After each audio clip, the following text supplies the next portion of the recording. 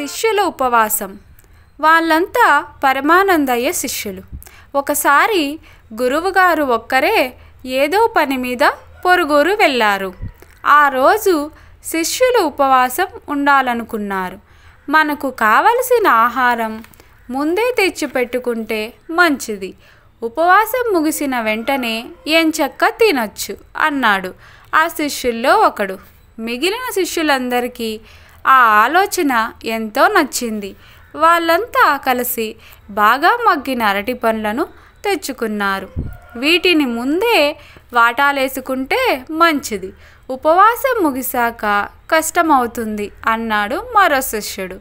మిగతా వారికి అది సబబుగానే అనిపించడంతో వెంటనే వాటాలేసుకున్నారు. ఇంతలో మరో శిష్యుడు, ఎందుకైనా మంచిది, మనం ముందుగానే తొక్కలు తీసి సిద్ధంగా పెట్టుకుందాం.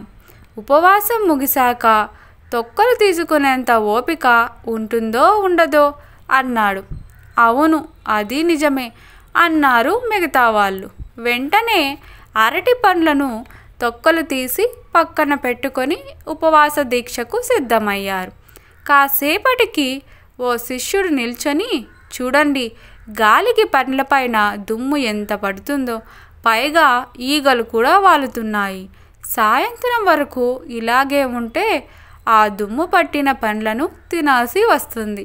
ఓ పని చేద్దాం, ఆ పండ్లను మన నోట్లోనే పెట్టుకొని ఆ ఉపవాసమేదో చేసేద్దాం అన్నాడో శిష్యుడు. అవును, నిజమే, పొట్టలోకి వెళ్ళనంత వరకు ఉపవాసం ఉన్నట్లే కదా, అలాగే చేద్దాం అన్నాడు ఇంకో శిష్యుడు. వాళ్ళందరూ తొక్క తీసిన అరటి పండ్లను ఒక్కోటి నోట్లో పెట్టుకొని ఉపవాసం ప్రారంభించారు.